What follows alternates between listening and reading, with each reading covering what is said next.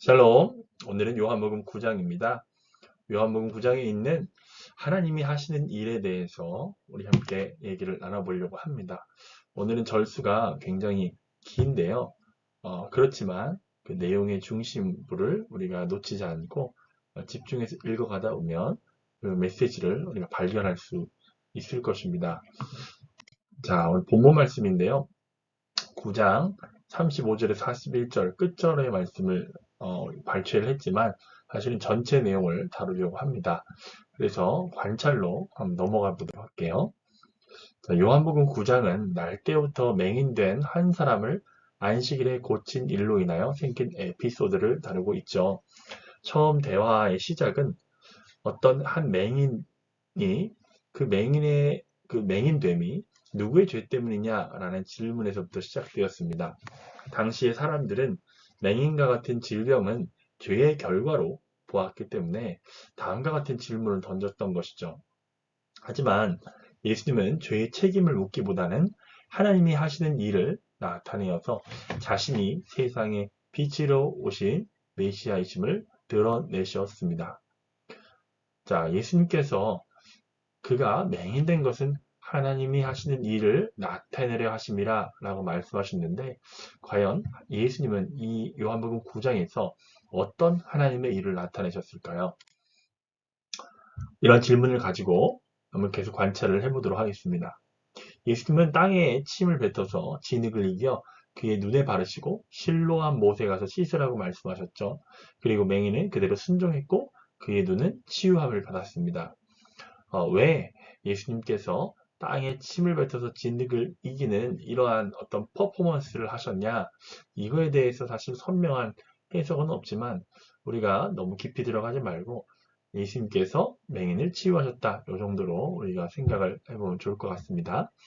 그리고 중반부로 들어가면 13절부터 34절까지는 맹인이 눈을 뜬 사건에 대해서 유대인들과 맹인되었던 사람의 논쟁이 벌어졌죠. 논쟁의 핵심은 이것입니다. 너의 눈을 고쳐준 그분이 너는 누구라고 고백하냐? 그분은 누구냐? 표적을 행한 분은 누군가? 라는 게 논쟁의 핵심이었습니다. 일부 유대인들은 안식일을 범하여 표적을 행하였기 때문에 그는 하나님께로부터 온 자가 아니라고 주장을 했고, 또 다른 유대인들은 죄인으로서 이런 표적을 어떻게 행하겠냐며 의문을 제기했죠. 맹인이 눈을 뜨고 보는 것은 명백한 증거였기 때문에 이렇게 두 가지 패로 나뉘어서 서로 논쟁을 하기 시작했던 것입니다. 유대인들은 먼저 맹인을 불렀죠. 여기서 주목해 볼 부분은 맹인이었던 자의 답변이 어떻게 점점 변화되고 있는지를 우리가 주목해 볼 필요가 있습니다. 유대인들은 묻습니다. 너는 그를 어떠한 사람이라 하느냐? 맹인이었던 자는 대답을 하죠. 선지자입니다. 유대인들은 또 부모를 불러가지고 묻습니다. 그런데 부모가 유대교에서 출교를 당할까봐 두려워서 나는 잘 모르겠어요. 그에게 물어보세요. 라고 얘기하면서 그들은 별 소득을 얻지 못했죠. 다시 맹인이었던 자를 불러서 묻습니다. 이때는 아예 답을 정해서 묻죠. 우리는 이 사람이 죄인인 줄 아노라 라고 하는 단서를 붙입니다. 그러니까 답을 정해놓고 너는 뭐라고 생각하냐? 이렇게 묻는 것이죠. 맹인이었던 자가 대답을 하죠. 그가 죄인인지 알지 못하나 한 가지 아는 것은 내가 맹인으로 있다가 지금 보는 그것이니이다. 그가 출교를 당할 위험이 있었으나 일어난 사실을 부정할 수는 없었죠. 그의 말을 믿지 않고 끝없이 같은 말만 반복을 하는 유대인들을 보면서 그는 이러한 고백을 합니다. 이 사람이 하나님께로부터 오지 아니하셨으면 아무 일도 할 수 없으리다 라고 하는 고백을 하죠. 예수님이 그가 누구신지 아직 이 사람은 모릅니다. 예수님인지 아닌지. 하나님께로부터 오지 아니하셨으면 이라고 하는 단서를 붙이고 그는 위대한 고백을 하는 거죠. 그가 어떻게 이런 고백까지 할 수 있었을까요? 맹인은 유대인들에게서 쫓겨납니다. 그러나 예수님은 쫓겨난 그를 만나십니다. 여기서 만나사라고 하는 단어는 헬라어로 휴리스코라고 하는데 찾아서 발견하다라는 의미를 품고 있고 예수님은 그를 의도적으로 찾아가셨다는 것을 강조하고 있습니다. 예수님은 그에게 네가 인자를 믿느냐고 물으셨고 그는 예수를 믿겠다고 고백을 합니다.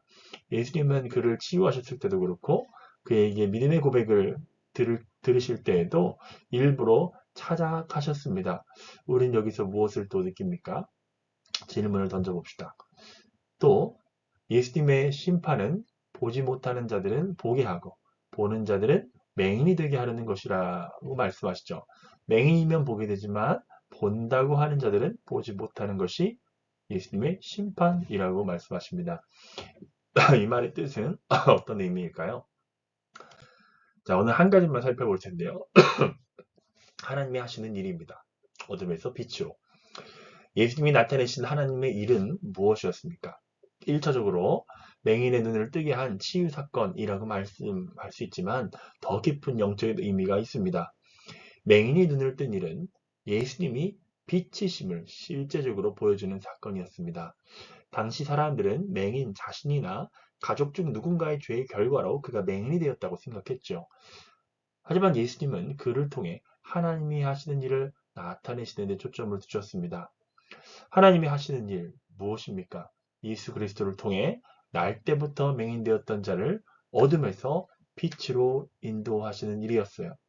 그리고 날 때부터 맹인된 사람은 바로 죄악 중에서 태어나 날 때부터 죄인인 우리를 대표하고 우리를 보여준다고 할 수 있습니다. 성경은 곳곳에서 우리가 어둠의 상태, 즉 죄에 빠져 있었다는 것을 증거하고 있죠. 요한복음 1장 5절에 빛이 어둠에 비쳤다, 어둠이 깨닫지 못했다 라고 하면서 세상이 어둠 속에 있는 것을 말씀하고 있고요.